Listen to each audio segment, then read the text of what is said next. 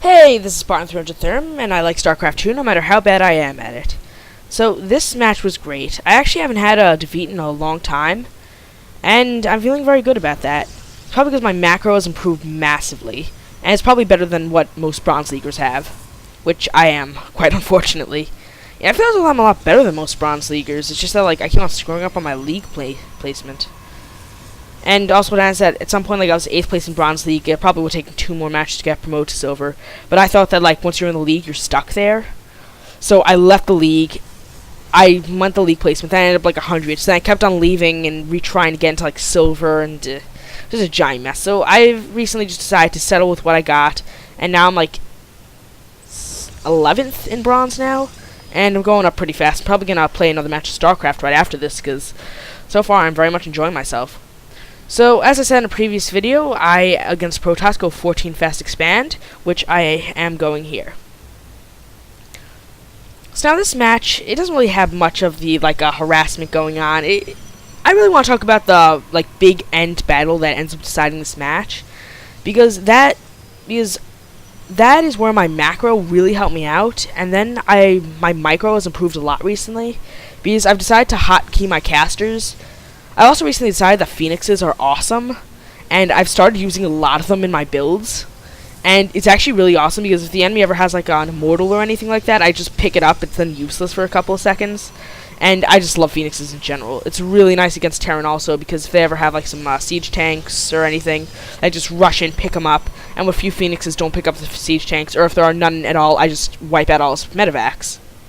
Against Thors, they're pretty useless, but if I were going up against Thors, I'd probably have the scouting information on them, and I would have fielded Immortals to counter them. So now, as you can see, sorry about lag, I'm editing a video simultaneously, and my computer is currently converting it to HD, so that way you guys can enjoy it in all of its high-definition glory. Might need to stop recording here, which I will, just a sec. Okay, good. You didn't miss anything at all, just a couple of things to finish building.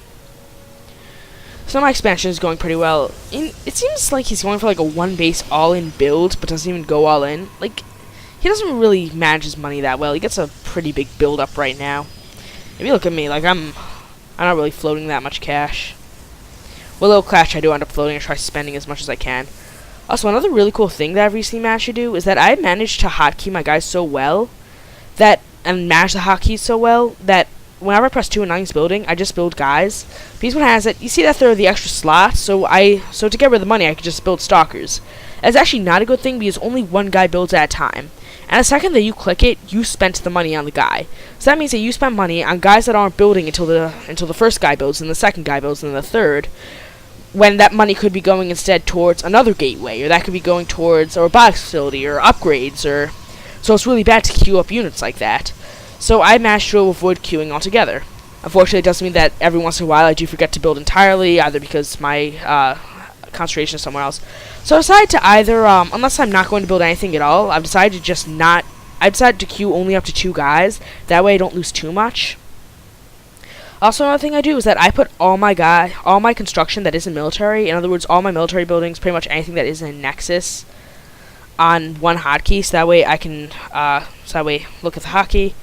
So now I can say, okay, say if it's the gateways we're building, I can press tab, and then I could build a Void Ray if the Stargate's not building, and then I press tab, and then if there's nothing building, I'd build an Immortal or a Observer. So now I've got scouting information on him. I know that he has a somewhat stalker-heavy force. And in the end, I just end up assuming that he goes very stalker-heavy. I also have him stay here. That's actually why I found out that's stalker-heavy. I guess it just made the last thing up. I mean, I don't really watch these matches too much, so so it's kind of guesswork. So I have an Oracle here. And the Oracle, as you probably know if you play StarCraft and are Protoss or ever played against them, they're pretty vicious at taking out mineral lines. But simultaneously, if you poke them, they will combust. In fact, the light that comes out of your eye, if it hits it, will ignite it. These things are, covered in kerosene, and they're made of paper, and... overall, what I'm just trying to say is that they're squishy. Shoot them once and they die, pretty much. So now I try to take out some of the mineral line, and I failed miserably at it because I forgot to activate the pulsar beam because my concentration is over on my macro, and now I'm starting to get a small build-up. So now, he's standing here for like a minute now. When do I finally attack? Come on, any day now. And he just attacks. Yep. There goes that. If I had done it on time, I could have taken out the entire mineral line, or at least half of it before he came in to kill. It's like, you saw that thing, it died pretty fast.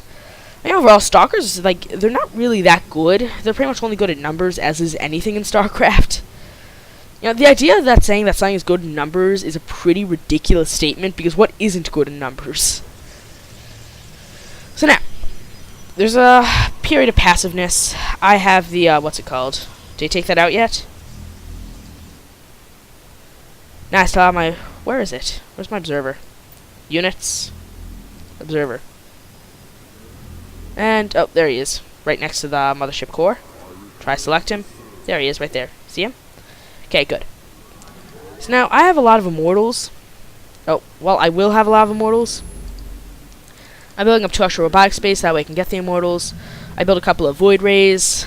And as you can see here, I have a ton of phoenixes, which, once again, are awesome. So now to speed up, because we're just building our armies up. I got the void rays coming out. Now I got a ton of, what they call it, immortals coming up. As you can see, I don't have that bad of a build-up. I mean, I'm getting to have very, very good macro. After, like, I'd say, like, 10 more matches, I should be really good at my macro. So now, as you can see here, I got a bunch of bases up. My first base isn't really mined out, but I moved my guys up there. So I have 3 fully functional mining bases. They're all fully saturated, except for there. They're short by 1. And they're not using the Vespine, but I don't really need it anymore. I have pretty much a full army. Just under, you know, a couple of extra, what are they called, pylons, and then just like a quick warp in, maybe some more immortals, maybe an extra phoenix, you know, so on and so forth. So yeah, I must construct additional pylons, so on and so forth. So, let's speed up again. He's got a nice sizable force. So now he moves into attack. So now he used this phoenix up here to scout the fact that I had a base up here, so he decides to go in and kill it. First off, his forces is divided, so that means that if I had a scout there, which I unfortunately didn't, I could just take out half of them. They wouldn't have support from the top half, and they would have died horribly. So now he attacks north. I had my guys a little bit forward.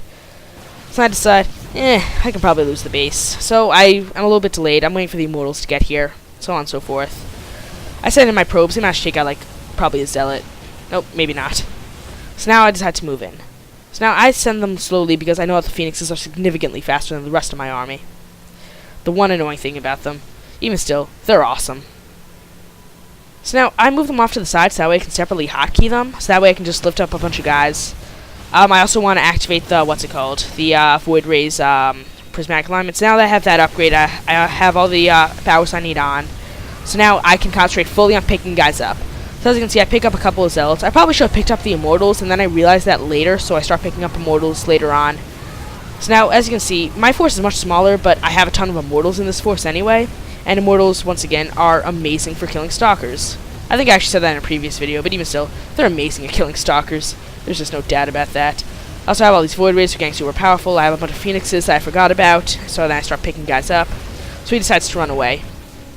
Due to the AI being silly, only the single stalker follows them. I didn't even want to pursue. Oh, I know the immortal follows, but he turned back. The AI was like annoying. She's like, I don't really want to pursue here. So I decide, wait for it. Come on. I blink up. Maybe I could snipe him off. Bit of a mistake. I run away. So now I have a significantly better force. I have 6 immortals, 4 stalkers, and 7 phoenixes.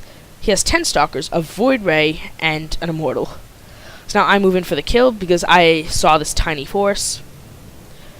If anything, I just pick up all of them and just let the single stalker slowly take them off because the immortal can't shoot air for some inexplicable reason.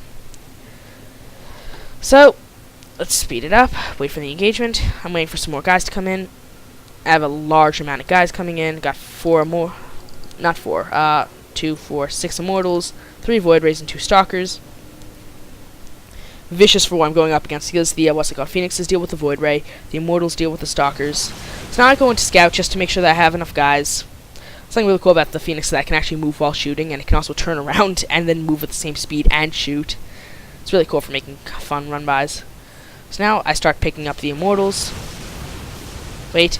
So now I know that the phoenixes are good. So yeah, so I take out the immortal. The Void Rays are getting slaughtered horribly because I have Phoenixes. The Immortals are slaughtering the Stalkers. He's forced to retreat, but then again, his base is right here, so he has nothing to retreat to. He has no turrets. My guys go in. They sort of just draw some fire. I forgot to pick up, but then I go in to pick some stuff up. Pick up the Immortal, all that fun stuff.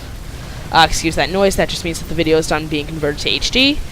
So now that guy's in the air, and then he dies horribly. Another Immortal comes in, like he'll do anything. Something really cool is that the Immortal is a great counter to itself because it does ridiculous amounts of damage, but it has the ability. Actually, I think I also said that in the previous video.